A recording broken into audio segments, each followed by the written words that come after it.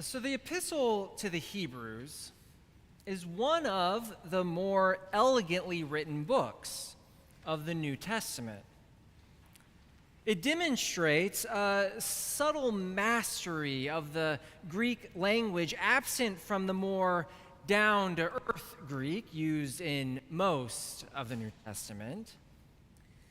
And the author of Hebrews seems to be using his skill with the pen in order to write out one long and very carefully thought out sermon, most likely for the sake of Jewish Christians in the diaspora. That is, Jews who live outside of Israel and who have chosen to follow Christ. Now, these Jewish Christians often found themselves in a difficult position. Being Jewish followers of the way of Christ means they often found themselves both at odds with Gentiles who were often suspicious of Judaism, especially this new movement of Christ's followers that has arisen out of it, while also being at odds with their fellow Jews who do not see Jesus as a legitimate claimant of the title of Messiah.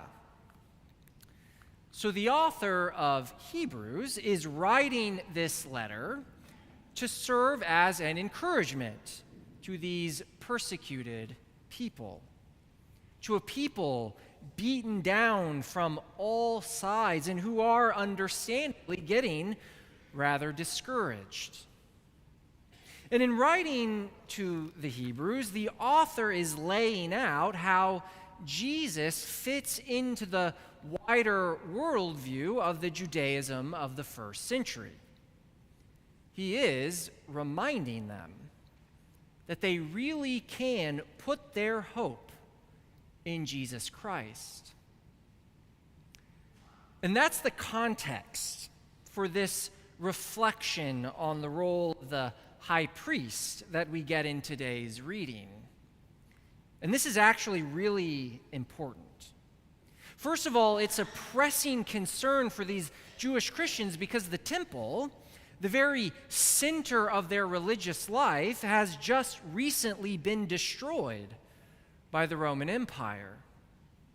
The very place where God dwells, where heaven and earth meet, is gone. What is their religious life going to look like without a temple? Without a high priest overseeing all of the sacrifices that happened at the temple, this constant rhythm throughout the year with holy days and pilgrims coming to make their offerings. Bustling crowds, money changers, those selling livestock to be sacrificed, the sound of sheep, goats, and doves, the smell of burning meat and blood and incense filling the air, as well as offerings of grain and the first fruits of the harvest. This is what it meant to encounter God as his chosen people. This was not the sort of airy and calm and well-ordered worship experience we tend to think of these days, but rather a noisy and earthy affair, right at the precipice of life and death, for a people whose lives were closely connected to the soil and to the animals that they lived among.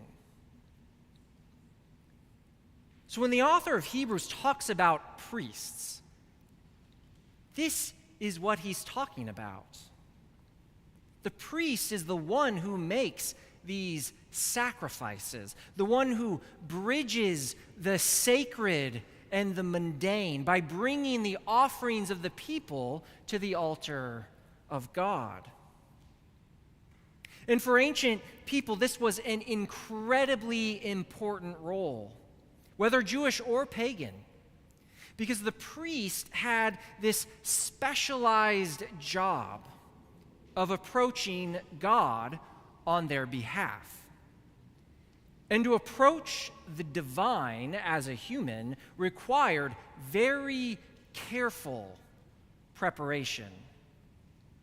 Both moral purity and ritual cleanliness were absolutely necessary. And in taking on this role of priest, we the people are able to have a fellow human represent us to God, and to then come back from that encounter and represent God to us, making our offering to God and then pronouncing to us God's forgiveness of our sins.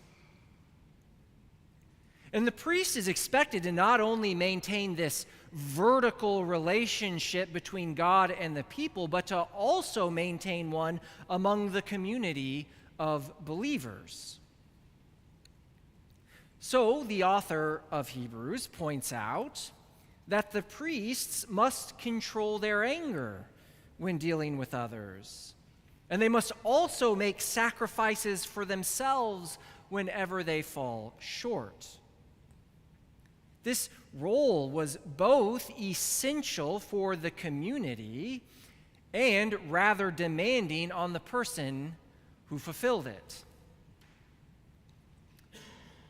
So, having laid out this priestly ministry that the Jews associated with the temple, the author of Hebrews then explains how Jesus has now taken on the role of our eternal high priest, a role that no longer needs a temple.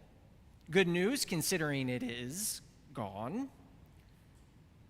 So this role of priest that we've been talking about, this job of offering sacrifices on our behalf, of serving as mediator between us and the divine, is now carried out by none other than Jesus himself.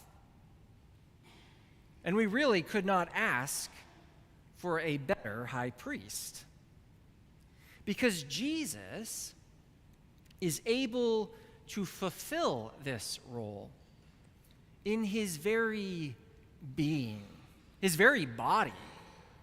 Because Jesus Christ, the Son of God, is both fully and completely human and also fully and completely divine.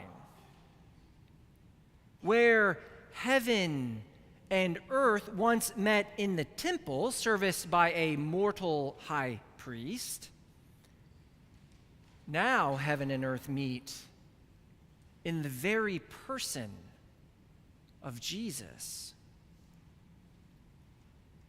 He is our perfect representative to the Father because he is the Son, fully human, but without sin. And so he has no need of making sacrifices to cover his own faults,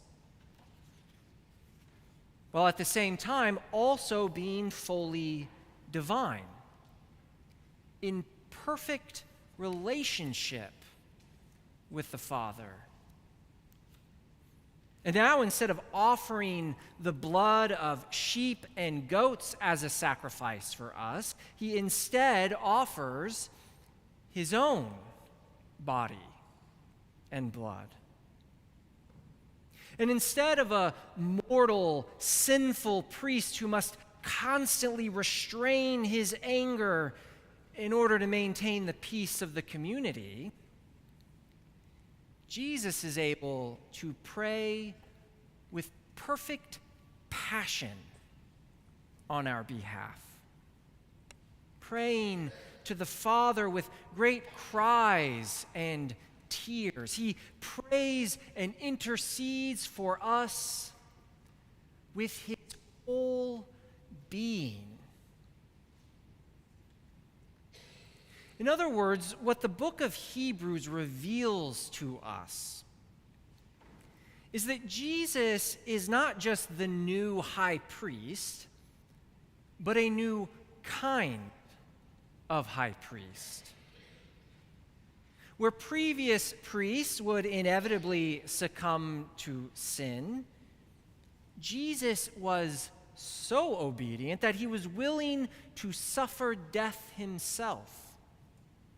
And in his death, to offer himself as the one great sacrifice for all of creation.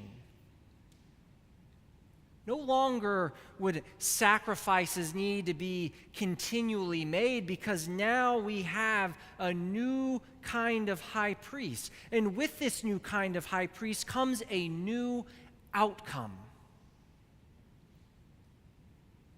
For those who follow this high priest, who join into his one great sacrifice through faith in him,